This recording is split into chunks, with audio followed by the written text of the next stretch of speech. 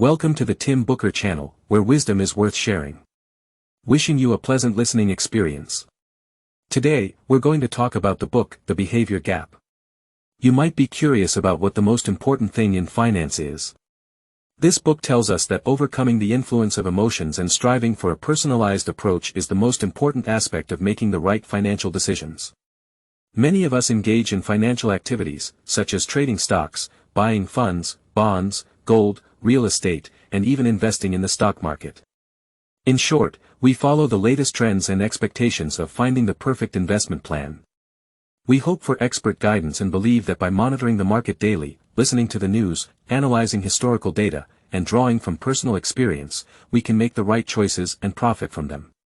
However, even when we do all this, we often fail to make money and sometimes suffer heavy losses. This is because our decisions are frequently influenced by emotions like fear and greed. There is always a gap between what we should do and what we actually do. The author refers to this gap as the behavior gap. Many companies attempt to quantify the impact of investors' behavior on actual investment returns. Through extensive research, the American firm Ching and Darba discovered that investors' actual returns on stock funds are much lower than the fund's average returns. In other words, there is a gap between the two, and this gap is the behavior gap. This means that for fund investments, all we need to do is put our money into a regular stock fund and hold steady, and we can make more money. However, most investors forfeit this easily attainable profit. They continuously move their money in and out of stock funds, and their timing is often poor, resulting in significant losses. Therefore, the author believes that investing is fundamentally a matter of choice. This choice is influenced by emotions, and what makes investments more effective is not market conditions but our own decisions. The author of this book is Carl Richards, a registered financial planner from Park City, Utah, and the founder of an asset allocation design company. He frequently contributes to the New York Times and is known for using a marker pen to explain complex financial issues on napkins or scraps of paper. His perspective and approach are refreshing and highly beneficial, with some even considering his work extremely valuable. That's why he wrote this book. This book primarily covers two aspects: how to overcome the influence of emotions and how to tailor financial planning to your individual needs. Let's start by discussing the impact of emotions on financial decision-making. Emotions play a pervasive role in human behavior, especially when it comes to making financial decisions. We often find ourselves trapped in emotional biases. So, which emotions affect us? One of them is fear and greed. We all know that buying low and selling high is the key to making a profit. However, we are often swayed by our emotions, leading to chasing rising markets and panic selling when prices fall. In moments of rational thinking, we know this is a mistake, but when it comes to making decisions, we tend to repeat the same errors, seemingly forgetful of past lessons. This repetitive behavior can eventually lead to bankruptcy or substantial losses. For example, in 2002, during a significant stock market decline in the United States, many people withdrew their investments out of fear. However, in 2004, when the stock market was booming, people enthusiastically invested, and some even used their homes as collateral to invest in stocks. The author once had a conversation with 3 clients in 2009 when the stock market plummeted, and they incurred substantial losses. They came to him with concerns. Client: "Hey, Carl, I think it's time to sell now." Author: "You mean sell a stock just because its market value has dropped by 30%? Client: "Well, should we just sit here and watch it continue to plummet?" Author: "Buddy, the losses have already happened. You may feel like selling, but is now really the right time to sell?" Client: "We're so afraid." Author: "Fear is normal, but letting fear dictate your actions isn't a good idea." Client: "But this is so painful. If the stock keeps dropping at this rate, we'll have nothing left by the end of the year." Author: "In fact, the risks were even higher when the stock was at a high price. Back then, you were happily holding on to it. Why sell now?" Client: "What should we do then?" Author: "Do nothing. Wait until your mind calms down a bit, and then reevaluate your investment plan." Such conversations are common, and even the author is not immune to the influence of emotions. The author lives in a town where skiing is popular and owns 4 pairs of skis, each designed for different snow conditions. Once, a friend invited him to go skiing, and he stood in his garage, unsure which pair to choose. Even though he had invested a lot of time, effort, and money in collecting these skis to have the right tool for any situation, he found himself overwhelmed when it came time to decide. With his friend's insistence, he finally picked his favorite pair, which was lightweight, fast, and well-suited for off-piste skiing. This experience made a profound impact on the author. He realized that he didn't need all 4 pairs of skis. Although his favorite pair wasn't perfect for every type of slope, it performed well on most of them, especially his preferred type. Now, he no longer agonizes over which skis to bring. With just one choice, he's ready to go. Even if he encounters a slope where his preferred skis aren't ideal, he trusts his experience, adaptability, and a bit of luck to handle it. This demonstrates how emotions can influence decision-making. It's quite fascinating, and this situation is common in the world of finance. Many people believe that exceptional financial decisions require absolute perfection, considering every possibility, managing all potential risks, and investing in all markets. They believe they must continuously adjust their predictions of future market conditions to achieve infallibility. They must be well informed about the dynamics of financial markets, tightly control their spending, and save diligently. However, these thoughts are rooted in fear. We instinctively fear life's uncertainty, its ups and downs, and create various plans in hopes of controlling our futures. We think that by making these plans, we can prevent adverse outcomes. If we sell our stocks now, we can avoid market crashes. If our investment goals are precise, our financial security is guaranteed. If we worry about everything in advance, we can face bad news with equanimity. The problem is, the real world is incredibly complex, and we can't predict what will happen in the future. This means that most of our plans are ultimately futile. Moreover, we often see greed and fear as motivators, but in reality, they are 2 sides of the same coin. Our greed stems from fear.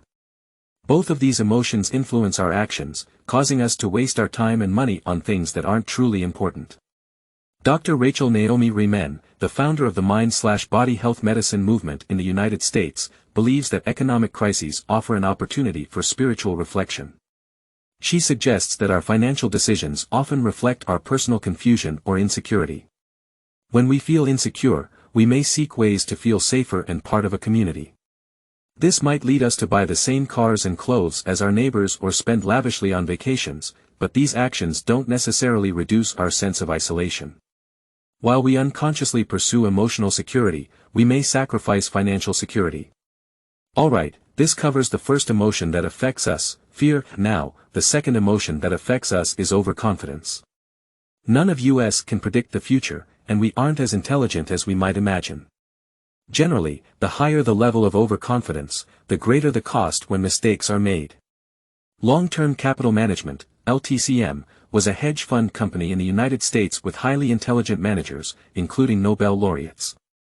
These managers were once extremely confident that their daily losses would never exceed $35 million. However, on one day in 1998, they incurred losses of $553 million, resulting in the company's overall loss of a whopping $3 billion. Alan Greenspan served as the chairman of the Federal Reserve 4 times and was widely considered by the media and followers as someone who could never make a mistake. However, Mr. Greenspan's unwavering belief in an economic model he had upheld for almost 40 years led to the most severe market catastrophe since the Great Depression of the 1930s. He later confessed to the U.S. Congress that he had a complete breakdown when he discovered that the economic model he had always had confidence in had proved to be flawed. See, even these intelligent individuals are prone to the errors of overconfidence, making it even more inevitable for ordinary people. Of course, there is also a third emotion, trusting others. We always hope to find so-called experts who can predict economic prospects, allowing us to prepare in advance. However, reality is quite different. The future is uncertain, and no one knows what will happen. History isn't particularly helpful for predicting the future, and in fact, making accurate future predictions is very difficult. Even when someone guesses correctly about a market change, it's often a matter of probability and shouldn't be taken too seriously. You see, in truth, no one can predict the future. The advice given by relatives, friends, or even experts and scholars, based on their general knowledge and expertise, may not necessarily be correct and certainly may not be suitable for you. The author himself had a painful experience in 1999 when the tech stock market was booming, and many people mortgaged their homes to invest in stocks. The author's wife's uncle worked for a high-tech company and often talked about the potential of technology and the considerable growth potential of tech stocks. Initially, the author resisted the temptation to buy, and he continued to resist, even under the persuasion of friends and family. However, in the end, he felt he couldn't hold back any longer and invested a significant amount of money in what he thought was an excellent tech stock. At the time, this stock indeed climbed from $100 to $1,300. But to his surprise, by March 2001, the stock had plummeted to below $25, resulting in substantial losses for the author. Afterward, he framed that stock certificate and hung it on the wall to remind himself not to make the same mistake again. He concluded that when even the most rational and patient people are joining a market, it may be a warning sign that the market is reaching its peak. In July 2010, renowned market forecaster Robert Prechter predicted that because a major bull market was about to end, the Dow Jones Industrial Average would fall from its then level of 9,686.48 points to below 1,000 points within the next 5 to 6 years. In early 2011, Robert Shiller of Yale University forecasted that the S&P 500 index would rise from 1,280 to 1,430 points over the next 10 years, averaging a 1.3% increase annually. In January 2011, experienced market observer Laszlo Barini predicted that the S&P 500 would close at 2,854 points on September 4, 2013. These three market forecasters made their drastically different predictions within almost the same timeframe and published them in highly credible mainstream media outlets. As investors, who should we believe, and what should we do? The author tells us that what we need to do is to ignore them. Well, looking at these emotional pitfalls, have we all experienced them? Our emotions, including fear, overconfidence, and trusting others, can significantly impact our rational judgment. These emotions can lead to behavioral gaps in our decision-making, causing unnecessary losses. So, avoiding the influence of emotions is crucial for making sound investment and financial decisions. The second aspect of this book is about guiding us on how to tailor our financial decisions to suit ourselves. First, make finance simple and avoid emotional disturbances. Let's not forget why we focus on financial security. We hope for happiness and aim to provide a good life for our loved ones. It can be said that almost all financial decisions are life choices. Your financial goals could be secure retirement, funding education, or traveling, among others. Therefore, we shouldn't spend a lot of time searching for the perfect financial products but rather contemplate what truly matters to us. Then, adjust the use of funds according to these values. For instance, in the winter of 2011, a financial expert who had been following financial markets for over 30 years and his friend, Greg, were having drinks at a bar. Greg, a veteran who worked in electronics, was watching a program on the bar's television where a government spokesperson was discussing rising oil prices. Greg told the financial expert that the person was a fool because the amount of oil the U.S. imports from Libya is minimal, so there must be other reasons for the price increase. The financial expert thought about it and agreed with Greg's viewpoint. While Libya is an oil-exporting country, it ranks only 17th globally in oil reserves and has no direct trade exports with the U.S. So, investors worrying about Libya halting oil exports seemed somewhat overly concerned.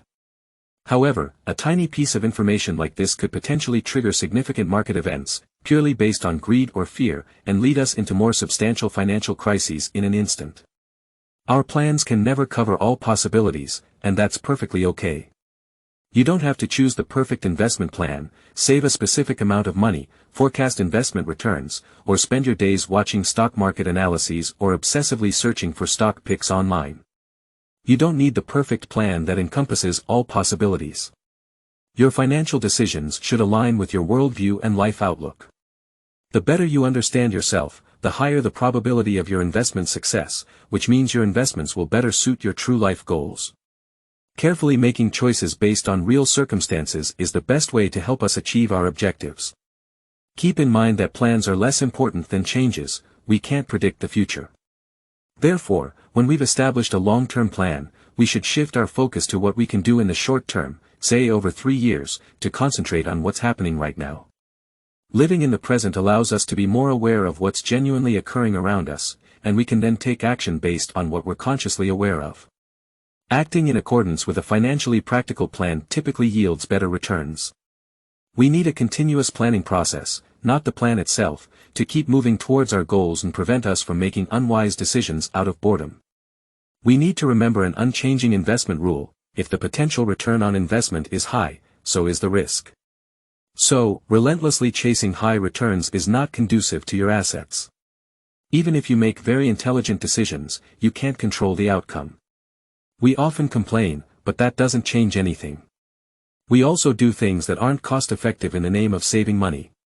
Therefore, be cautious in your decision-making, focusing not on money as the top priority but incorporating your understanding of ethics, wisdom, and common sense. You should take responsibility for your actions, but you still can't control the results. Okay, that's the first method we talked about to avoid emotional factors. Find what you want, and then make choices based on the circumstances carefully, instead of solely pursuing high profits. The second method is to not trust others and avoid falling into the trap of vague financial advice. Understand that personal finance is a personal matter, with the emphasis on the individual, not just finance. Therefore, personalized financial planning is ideal. There is no one-size-fits-all investment strategy because everyone's circumstances and investment choices are different. For example, some people may want to find a hot stock but haven't purchased health or disability insurance. Some may want to find a high-interest savings account while carrying a credit card with an 18% interest rate.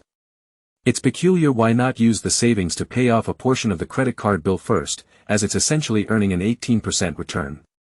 Considering your job as a tool for making money and investments as a means to protect your assets might be helpful. Always remember that you have zero control over market changes, but at least some control over what you do. So, focus on your personal financial issues and don't worry about global economic changes. We can do things that truly change our financial situation, like working hard or finding ways to save or earn more. The author has a friend who has suffered from depression since his early 20s. He mortgaged his house and used the loan to see a psychologist. 5 years later, when he felt sufficiently recovered, he quit a job he thought had no future and started writing. Now, his books have sold over 500,000 copies, and he has published numerous articles. He said seeing a psychologist was the most successful financial investment in his life.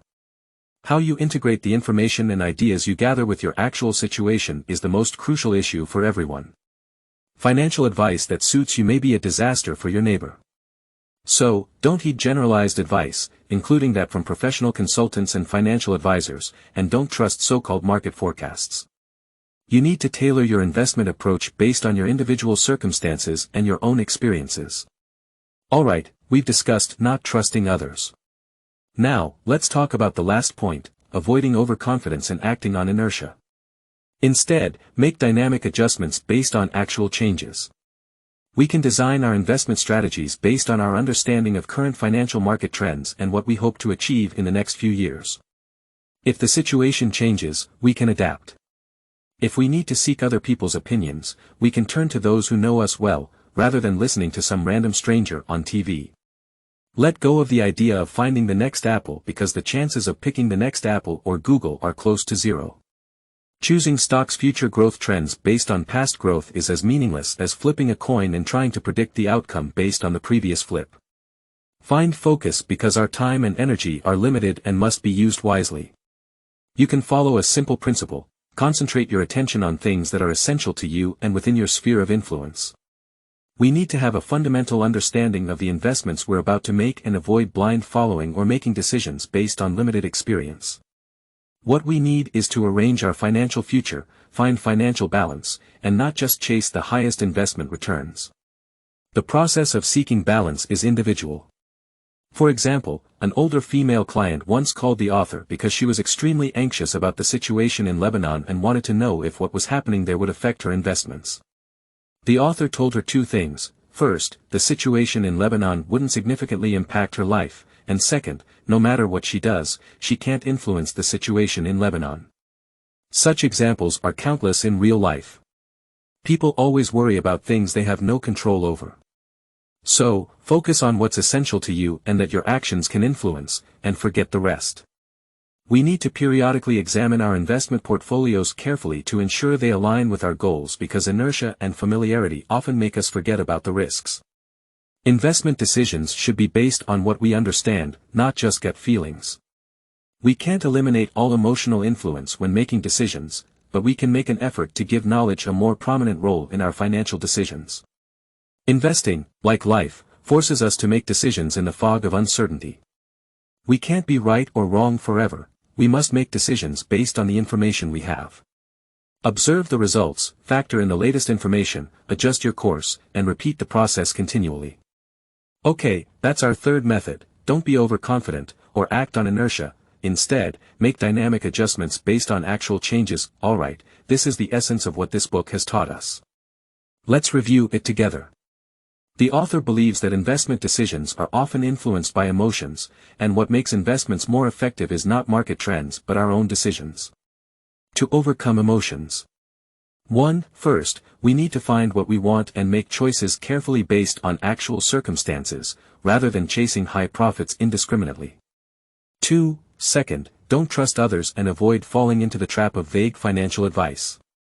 3. Third, avoid blind overconfidence or acting on inertia, and instead make dynamic adjustments based on actual changes. In summary, slow and steady investing, striving for a personalized approach, is the most crucial aspect of making the right financial decisions. Congratulations, you've finished another book. Thank you for your support and attention. Please subscribe to the Tim Booker channel. Like and share with your family and friends. Wisdom is worth spreading, paving the way for a brighter future. Thank you, and goodbye.